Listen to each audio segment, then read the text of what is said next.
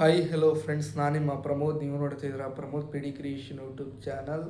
ಎಲ್ಲ ರೈತರಿಗೂ ಯುಗಾದಿ ಹಬ್ಬದ ಶುಭಾಶಯಗಳು. ಯಾರೆಲ್ಲ ರೈತರು ವೆಯ್ಟ್ ಮಾಡ್ತಿದ್ರು ಇಷ್ಟು ದಿನಗಳ ಕಾಲ ಪಿ ಎಮ್ ಕಿಸಾನ್ ಯೋಜನೆ ಅಮೌಂಟ್ಗೋಸ್ಕರ ಎಲ್ಲರೂ ತಲೆ ಕೆಡಿಸ್ಕೊಂಡು ಯಾವಾಗ ಬರುತ್ತಪ್ಪ, ಯಾವಾಗ ಬಿಡುಗಡೆ ಆಗುತ್ತೆ ಅಂತ ಇಷ್ಟು ದಿನಗಳ ಕಾಲ ವೆಯ್ಟ್ ಮಾಡ್ತಿದ್ರು. ಎಲ್ಲರೂ ಕಮೆಂಟ್ಗಳನ್ನ ಮಾಡ್ತೀರಾ. ಆ ರೈತರಿಗೆಲ್ಲ ಇವತ್ತು ಗುಡ್ ನ್ಯೂಸ್.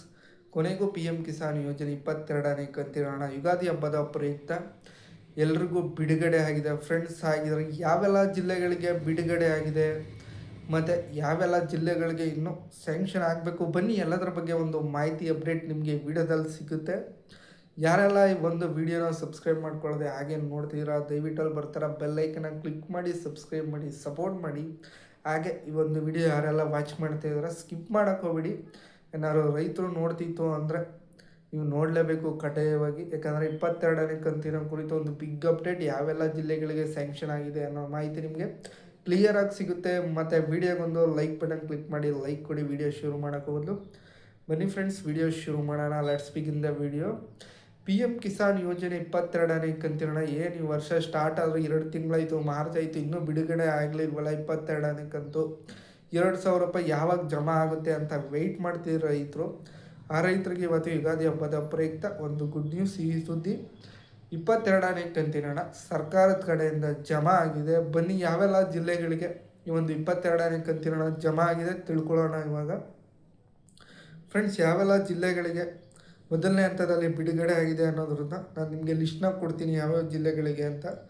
ಮೊದಲನೇದಾಗಿ ಬಾಗಲಕೋಟೆ, ಬಳ್ಳಾರಿ, ಮತ್ತು ಬೆಂಗಳೂರು ಗ್ರಾಮಾಂತರ, ಬೀದರ್, ಚಾಮರಾಜನಗರ, ಚಿತ್ರದುರ್ಗ, ಮತ್ತು ದಾವಣಗೆರೆ, ಗದಗ, ಹಾವೇರಿ, ಗುಲ್ಬರ್ಗ, ಕೊಡಗು, ಕೋಲಾರ, ಮತ್ತು ಹಾಗೆ ಮಂಡ್ಯ, ಉಡುಪಿ, ಉತ್ತರ ಕನ್ನಡ, ಯಾದಗಿರಿ, ಇಷ್ಟು ಜಿಲ್ಲೆಗಳಿಗೆ ಈ ಒಂದು ಪಿ ಎಮ್ ಕಿಸಾನ್ ಯೋಜನೆ 22ನೇ ಕಂತಿನ 2,000 ರೂಪಾಯಿ ಏನು ಜಮಾ ಆಗಬೇಕಿತ್ತು ಅದು ಜಮಾ ಆಗಿದೆ ಎಲ್ಲ ರೈತರಿಗೂ.